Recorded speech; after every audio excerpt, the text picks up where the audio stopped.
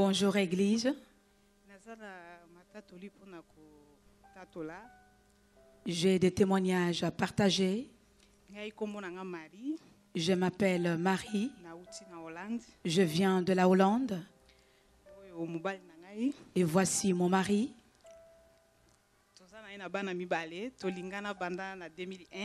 Nous avons 2 enfants. Nous nous sommes aimés depuis 2001. Le premier enfant est âgé de 9 ans. Et le deuxième est âgé de 7 ans. Après cela, nous avons commencé à chercher un 3e enfant. Et il ne venait pas. Il venait, mais il ne restait pas. Je faisais de fausses couches jusqu'à 3 reprises. 5 fois, pardon.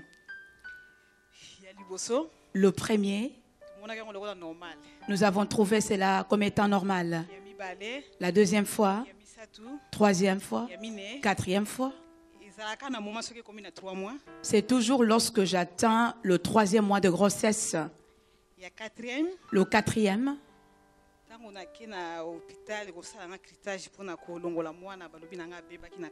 lorsque je me suis rendue à l'hôpital pour un curettage, on m'a dit qu'il était déjà détruit à l'intérieur. Dans la salle d'opération, j'étais pratiquement morte. Et ils ont fait tout l'air possible pour me ramener à la vie. Et mon mari a attendu longtemps pour que je puisse sortir de cet endroit. Et lorsque je suis sortie, il leur a posé la question pourquoi elle est restée si longtemps. Et ils ont répondu non, ce n'est rien. On lui a caché la vérité. Et la 5e fois, donc je partais pour le contrôle. L'enfant était bien portant. Et j'avais la joie. Je me suis rendue à l'hôpital pour qu'on puisse déterminer le sexe de l'enfant. Arrivé là-bas, et ils m'ont dit, ton enfant dans ton sang est déjà mort. En quittant l'hôpital, pour arriver à atteindre chez moi, j'ai vu comme si le ciel et la terre se mettaient ensemble. J'ai commencé à pleurer. Et les enfants ont demandé à leur père, pourquoi maman pleure-t-elle? Parce que nous ne leur avons pas dit. Et le papa a menti aux enfants. Maman a reçu une grosse injection, c'est pour ça qu'elle pleure. Et je suis arrivée à la maison.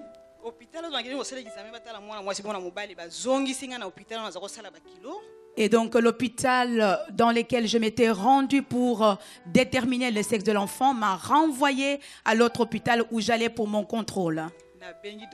J'ai appelé le docteur. Il a dit non. Je ne crois pas. Où es-tu en cet instant? J'ai dit je suis à la maison. Il a dit demain matin viens. Le matin nous sommes retournés et ils ont dit il n'y a pas moyen. Mais rentrez à la maison. J'ai dit avec un enfant mort. Et ils ont dit il n'y a rien que nous ne puissions faire. Donc pour le curettage de 4e enfant, tu étais déjà morte, mais nous ne t'avons pas dit.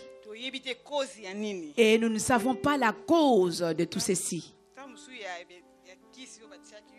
Peut-être que le médicament qu'on t'avait donné, mais nous ne connaissons pas la cause. Il n'y a pas d'autre solution. Rentre chez toi à la maison. Et c'était un docteur au début, et puis un deuxième est arrivé, un 3e est arrivé, et ils ont commencé à s'entretenir. Et ils n'arrivaient pas à trouver solution. Moi, j'ai dit à mon mari, lève-toi, on y va. Arrivé à la maison, j'ai commencé à pleurer. Après, un de mes bien-aimés qui est venu avec nous, qui est assis là-bas derrière, m'a appelé. Et il m'a entendu pleurer. Il m'a posé la question, pourquoi pleures-tu? Et je lui ai dit, je suis dans une situation critique. Et il m'a dit, écoute, coupe les téléphones, j'arrive. Et d'où il venait jusque chez moi, c'est environ 20 km. Et il m'a dit, Marie, ouvre ton ordinateur. Que nous puissions prélever l'adresse et le numéro de téléphone du pasteur Tony. Moi, je lui ai posé la question, mais je ne le connais pas. Il a dit, c'est un pasteur, nous le suivons sur YouTube. Toi, tu ne le suis pas, mais moi, je le suis. Nous avons appelé, nous n'avons pas reçu une personne. Le lendemain, nous avons rappelé et nous avons eu Papa Makanzo. Et il nous a dit de venir. Nous sommes venus et j'étais assise là-bas derrière. Et j'étais très abattue avec un enfant mort dans mon sein. Et à la fin de culte, nous sommes passés devant. Et le pasteur a dit que toute personne portant un témoignage puisse passer, que je puisse prier pour elle. Je suis passée devant. J'ai dit, pasteur, prie pour moi. Et il m'a posé la question, pour quelle raison vais-je prier pour toi? Et je lui ai dit, je porte un enfant mort dans mon sein, mais les docteurs ont refusé de trouver une solution. Et il m'a reposé la question, tu portes cet enfant dans ton sein? J'ai dit oui. Et il a prié pour moi. Donc, il y a eu des choses qui se sont passées, il y a des images. Nous sommes retournés à la maison. Après, nous sommes retournés à l'hôpital. Les docteurs nous ont accueillis avec enthousiasme. Alléluia. Amen.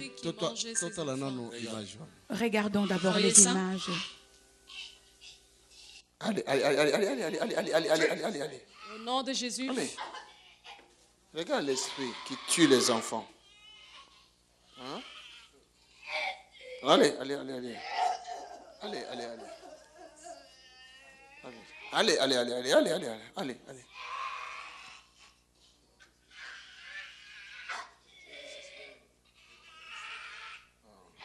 Allez, allez, allez, allez, allez, allez, come on, come on, come on. Allez, allez. Regarde l'esprit qui tue les enfants. Allez, allez, allez. Allez, allez, allez. Ce qui est bon mieux comme là qui avant, mon nom d'Akufite le bon. Si cet esprit était déjà chassé esprit. plus tôt, l'enfant dans le ventre ne serait pas mort. Allez, allez, allez, allez, allez, allez. Allez, allez, allez, allez, allez. Regarde. Regarde. Voyez les doigts, vous voyez les doigts. Regarde, regarde, regarde. Un esprit très méchant. Regarde. Regarde. Regarde. Regarde. Toya na Yesu. Tokobika. Toya na Yesu. Tokosepela. Toya na Yesu. Bamikolo baloba oye ebe makabana. Les anciens ont dit, ceux qui emportent les enfants finissent par emporter les mamans aussi. Voilà l'esprit qui emporte, qui tue les enfants. Et ça peut aussi tuer la mère. Vous voyez ça? Vous voyez les griffes. Sors complètement. Au nom de Jésus. Je dis sors complètement. Au nom de Jésus-Christ. Qu'est-ce qui se passe? Ça se tire de partout, ça fait mal. Alléluia. Wow. Quelque chose se passe. Hein? You are free in Jesus' mighty name. Au nom puissant de Jésus-Christ. Alléluia.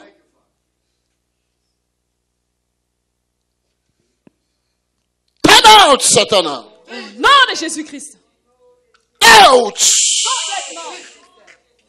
Esprit de mort. Out. Dors. Dors. Dors. Au nom de Jésus. Alléluia. Amen. Et maintenant, dis-nous un peu comment est-ce que cette affaire s'est clôturée. Après, de mon retour ici, lorsque nous sommes rentrés à l'hôpital, le docteur m'a admise pour qu'il puisse procéder au curettage. Parce que lorsqu'on m'avait annoncé que l'enfant était mort, c'était le 2 janvier. Et ils m'ont annoncé qu'il était déjà décédé 2 semaines auparavant. Et après le 5 janvier, je suis venue ici. Et le 16 janvier, je suis retournée à l'hôpital. Ils m'ont admise. Et ils sont devenus tout à coup gentils. Et mon mari a posé la question, mais pourquoi maintenant ils sont devenus si gentils? Et ils ont fixé un rendez-vous. Et ils ont dit, venez le vendredi à 8h. Nous sommes rentrés à la maison. Vers 17h, ils m'ont rappelé. Ils m'ont dit, ne viens plus. Nous avons commis une erreur.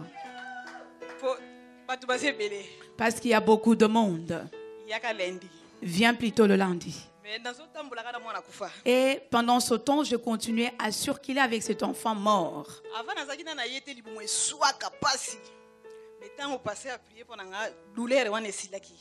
Avant la prière du pasteur, tant que je portais cet enfant mort dans mon ventre, j'éprouvais des douleurs. Après la prière du pasteur, les douleurs étaient parties. Ce lundi donc, nous sommes allés à l'hôpital à 8h comme demandé. Et lorsque nous sommes arrivés dans la salle d'attente, j'ai senti de douleur dans mon ventre. J'ai dit à mon mari, Christian, j'ai de douleur dans mon ventre. Il a dit, reste calme. Après ces instants, donc l'infirmière qui m'avait reçu est venue et elle a dit à mon mari, toi, rentre à la maison. Elle a dit non, que j'attende dans la salle d'attente. Elle ne c'est pas nécessaire. Elle a dit peut-être que cela va prendre beaucoup de temps. Elle a dit ok. Et elle m'a accueilli et elle a libéré mon mari. Et lorsque je suis rentrée dans la salle pour qu'on effectue les curettages, et on m'a donné leur blouson pour porter. Et je sentis comme quelque chose. J'ai dit à l'infirmière, regarde. Et l'infirmière a dit, attends. Elle a porté un linge blanc.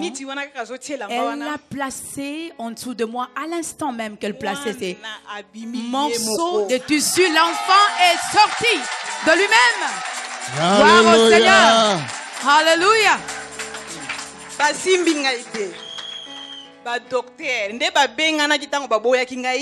Les docteurs tels qu'ils m'avaient appelé lorsqu'ils avaient refusé. Et ils se sont encore appelés, ils se sont consultés. Venez voir. L'enfant est sorti de lui-même.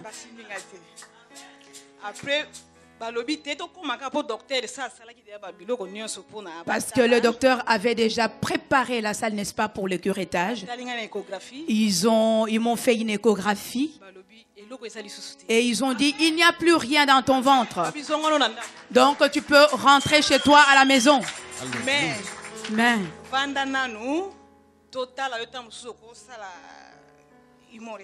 ils ont dit, regarde, pour que nous puissions un temps d'observation dans l'éventualité où tu ferais l'hémorragie. Et après, ils m'ont mis dans une autre salle.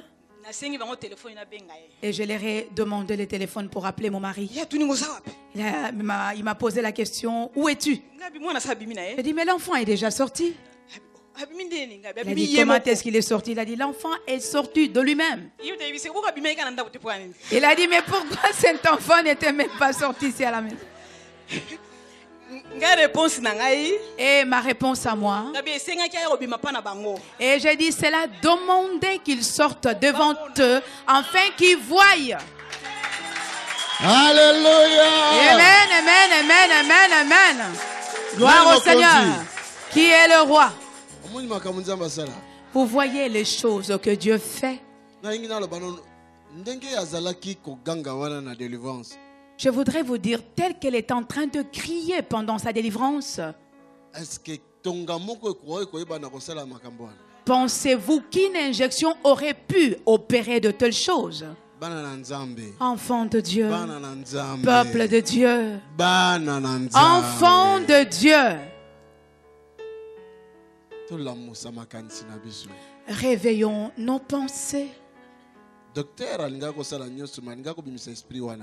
docteur allait tout faire, mais il n'allait pas parvenir à faire sortir cet esprit. Des docteurs sont des humains. Ils nous aident. Mais il y a une personne seulement qui nous guérit. C'est Jésus. C'est Jésus. Papa, prends un peu le micro et donne-nous à présent ta version en étant bref. Alléluia. Amen. Lorsqu'on était en train de faire la délivrance à ma femme,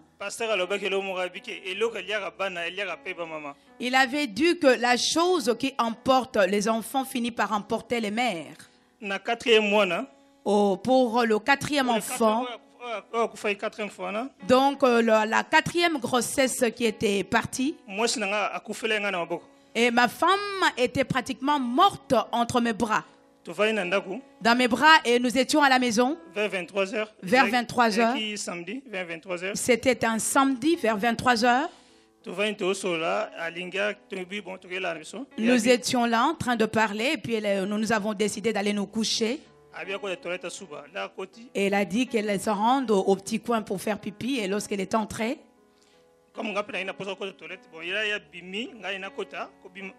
et lorsqu'elle est sortie et que moi aussi j'avais envie d'y entrer,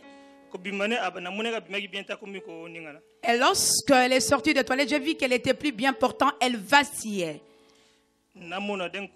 Et que je voyais d'un coup la personne est tombée. Elle est tombée, et lorsqu'elle tombait, donc je l'ai recueillie. Et comme c'était dans un couloir, je l'ai amenée jusqu'au living.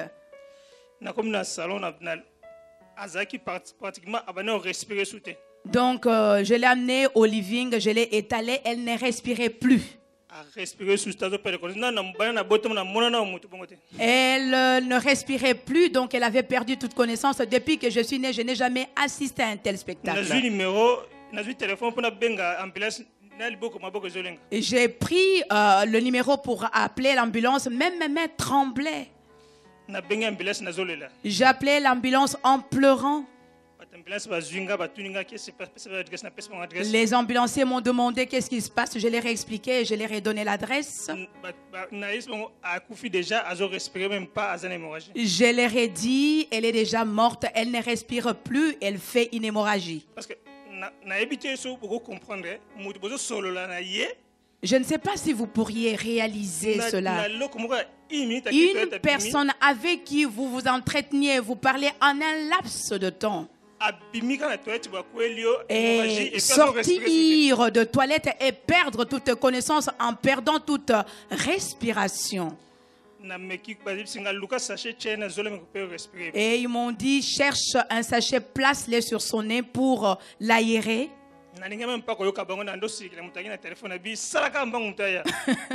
Je ne voulais même pas suivre leurs consignes. J'ai commencé à me fâcher à la personne qui s'est trouvée de l'autre côté du fil. Et je lui ai dit, fais vite, viens.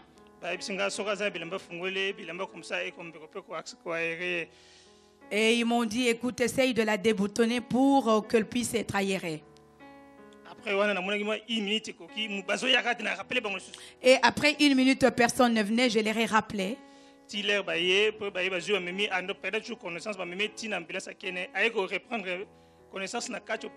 Donc, ils l'ont mis dans l'ambulance, ils l'ont emmené jusqu'à l'hôpital. Pendant tous les trajets, elle ne respirait pas. Elle est revenue à la vie seulement à l'hôpital. Et après avoir repris connaissance, on l'a rentrée dans une salle pour faire le curettage. Après,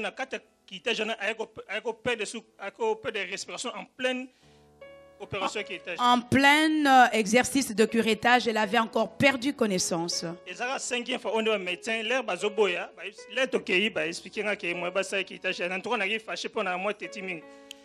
Et lorsque nous sommes allés pour la 5e fois, lorsque les médecins ont refusé de l'admettre et de faire ce curettage, j'étais un peu fâchée parce que je suis un peu têtue. Et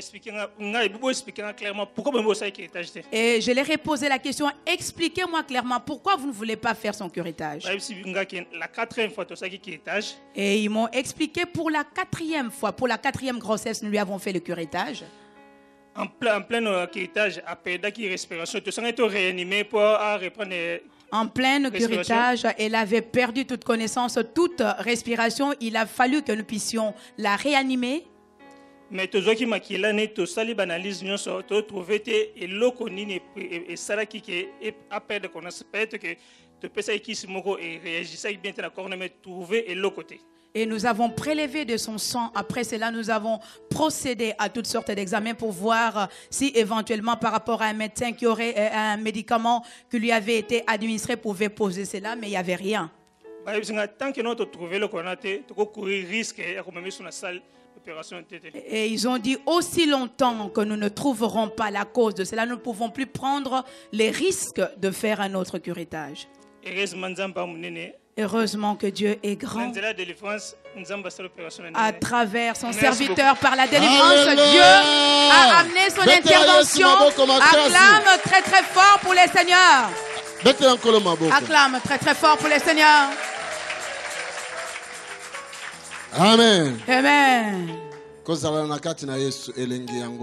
Être en Jésus envoyé. Le bénéfice, l'avantage. Les bien-aimés sont venus de la Hollande. De quelle ville précisément? La ville Utrecht. Utrecht. Comme vous avez entendu. Hein? Alléluia. Amen. C'est là d'où ils viennent. Regardez d'où ils sont venus. Que le Seigneur soit glorifié. Et lorsque nous avions fait leur délivrance,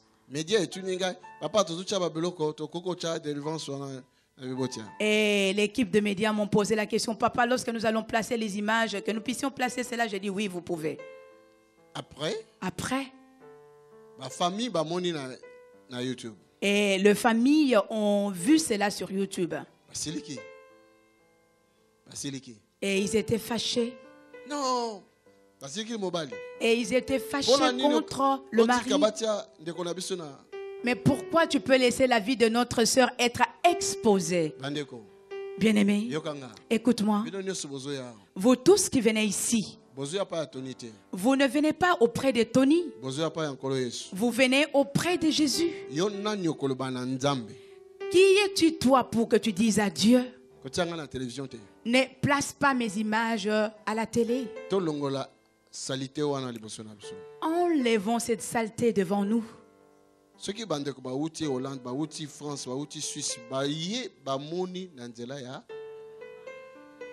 Enlevons ces images. Si les bien-aimés ont pu venir depuis la France, depuis la Hollande, de la Suisse, c'est parce qu'ils ont pu voir ces images. Alléluia. Amen.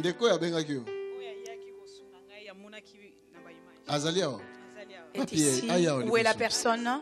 Si elle veut bien s'avancer. Viens, nous acclamons très très fort pour les seigneurs. Alléluia. Amen. Ma soeur. Viens, ma soeur. Elle avait suivi par les images. Ma soeur. C'est toi qui l'avais appelé. Et toi, tu nous suivais aussi. Où est-ce que toi, tu habites? Moi aussi, j'habite en Hollande. Il traite, moi j'habite en banlieue, mais elle est dans le centre-ville et nous sommes séparés de 21 km. Et si elle n'avait pas suivi les témoignages que Dieu est en train d'accomplir, et comment est-ce qu'elle allait pouvoir sauver son ami? Parce que la mort s'était levée contre la vie de cette femme. Et dans ces programmes qu'ils avaient planifiés pour la tuer, pour la 4e grossesse, il avait loupé de peu. Et alors, au 5e grossesse, il s'était levé et là, ils n'allaient pas la louper. Et à présent, regardez, nous avons une personne vivante. Alléluia. Amen. Et à présent, toi, tu as honte pour témoigner. Sais-tu quel genre de colère tu pourrais susciter auprès de Dieu? Et si tu entres ici, et si tu es venu pour la délivrance, enlève la honte. Tu viens auprès de Dieu. Vous savez, lorsque avoir un litige avec un homme, Dieu va intervenir. Mais si tu as un litige avec Dieu, il n'y a aucun pasteur qui pourra intervenir pour ton cas. Cela est écrit dans la Bible. Est-ce que vous me suivez? Bon, église n'a complété kana oyo ndekwa lobby. Église oyo pona tina musani na Nzambe, pasteur Tony oli kabonzamba pesiye. Église, je voudrais tout simplement compléter par rapport à la sœur, par rapport au don que Dieu a donné à son serviteur, le pasteur Tony. Moi, je ne connaissais pas personnellement le pasteur Tony et je ne connaissais pas non plus cette église.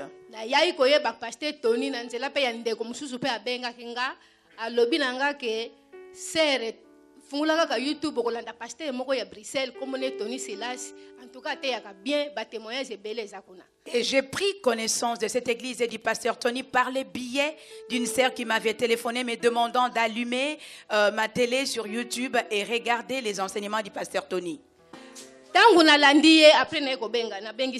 Et lorsque j'ai suivi ces enseignements, après j'ai appelé la sœur.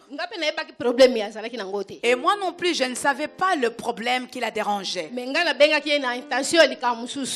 je l'avais appelé avec une autre intention. Je lui ai dit, Marie,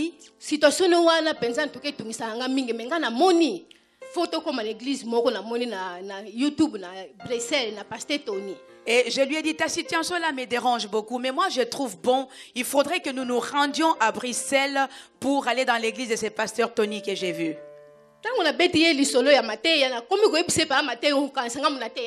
Et ensuite, je me suis mise à partager ces enseignements avec elle comme si c'était moi-même qui les avais prêchés.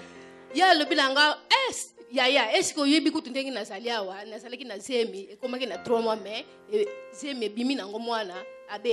et c'est alors qu'elle me dira, tu sais, Yaya, tel que je suis là, j'étais enceinte de 3 mois, l'enfant a été détruit dans le ventre et on m'a fait un curettage.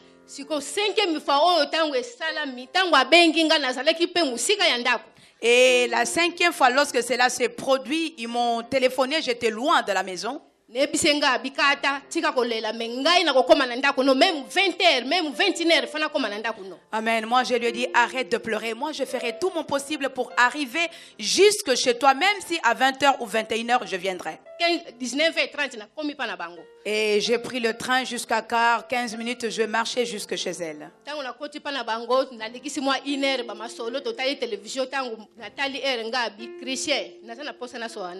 Et donc nous avons passé le temps en discutant pendant 1 heure et après j'ai dit à son mari, j'ai besoin de parler avec toi. Je leur ai dit, prions.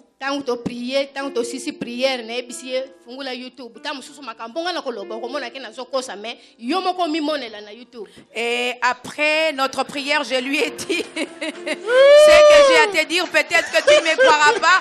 Ouvre YouTube et que tu puisses confirmer cela par toi-même. Amen. Donc pour écourter,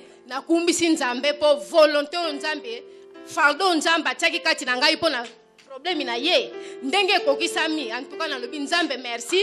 Amen. Alléluia. Et pour clôturer, je dirais que le Seigneur soit glorifié par rapport à ces fardeaux qu'il avait mis dans mon cœur, comme cela s'est accompli, que la gloire lui revienne. Et pour finir, je